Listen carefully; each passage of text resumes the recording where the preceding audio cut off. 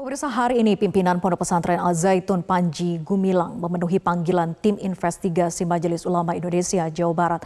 Namun saat ditanya oleh tim investigasi, Panji hanya meminta daftar pertanyaan dan meminta waktu untuk menjawab pertanyaan tersebut.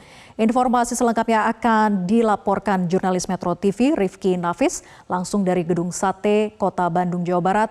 Selamat malam Rifki, jadi apa saja poin-poin yang didalami oleh tim investigasi kepada Panji Gumilang dan apa penjelasan Panji kepada tim investigasi?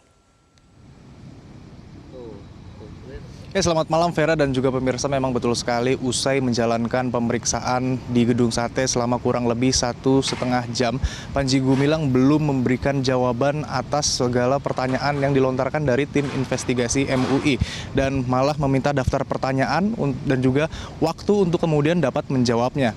Secara total ada 5 pertanyaan yang menyangkut paham keagamaan Panji Gumilang yang selama ini diduga mengalami penyimpangan. Dari 5 pertanyaan tersebut memang mencakup poin-poin terkait dengan akidah, juga terkait dengan praktik keagamaan, dan juga terkait dengan pemahaman Panji Gumilang dalam menafsirkan Al-Quran.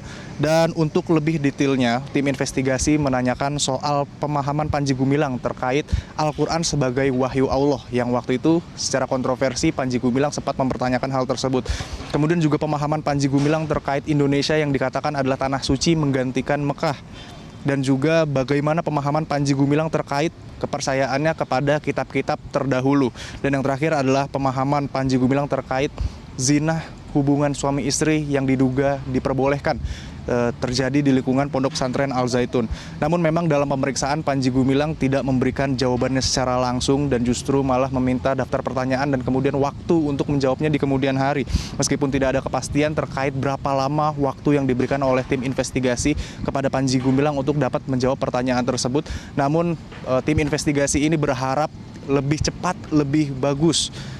Mereka mengatakan untuk Panji Gumilang dapat segera memberikan jawabannya ataupun klarifikasinya.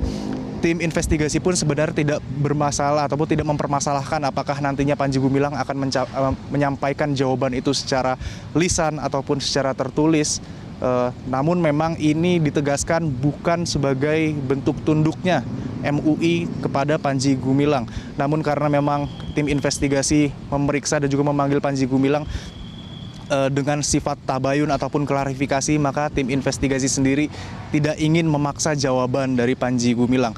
Dan terkait dengan respon Panji Gumilang juga sempat dikatakan bahwa ia hanya ingin menerima panggilan ataupun undangan dari tim yang dibentuk oleh Gubernur Jawa Barat. Hal ini juga sedikit menjelaskan terkait bagaimana peristiwa kemarin sebelumnya tim investigasi dari MUI Pusat ketika mendatangi Pondok Pesantren Al Zaitun di Indramayu kemudian mendapatkan aksi penolakan dari pihak pondok pesantren dan juga pihak dari Panji Gumilang itu sendiri. Namun untuk kedepannya memang akan dikatakan masih menunggu bagaimana jawaban dari pertanyaan-pertanyaan yang dilontarkan tim investigasi kepada Panji Gumilang. Vera. Ya Rifki, lalu bagaimana dengan sikap MUI terkait dengan kontroversi Al Zaitun ini? Ya Vera dan juga pemirsa, memang secara garis besar tim investigasi mengatakan MUI tidak akan membiarkan segala kontroversi yang dihasilkan dari Panji Gumilang ini. Namun memang hasil dari pemeriksaan yang dilakukan hari ini di Gedung Sate dan memakan waktu kurang lebih 1,5 jam, ini akan dilaporkan kepada MUI Pusat untuk kemudian menjadi bahan pertimbangan dalam mengambil keputusan. Yang mana memang rencananya MUI Pusat pada Selasa depan akan melaksanakan rapat pleno yang juga dikatakan memungkinkan untuk memanggil Panji Gumilang dan memberikan klarifikasinya.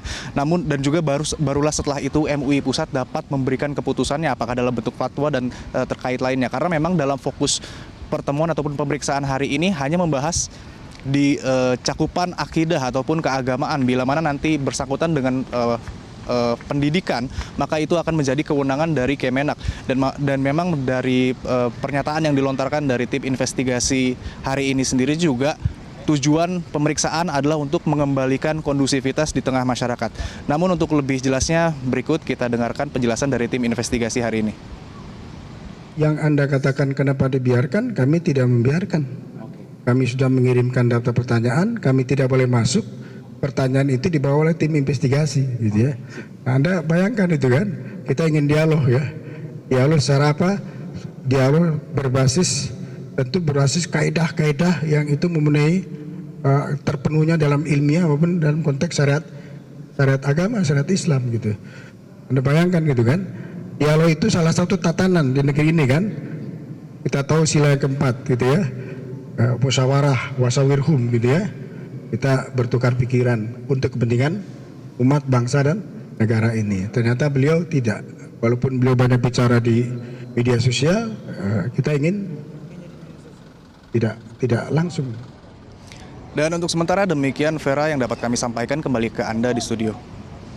Baik, terima kasih Rifki Nafis atas laporan Anda. Selamat bertugas kembali.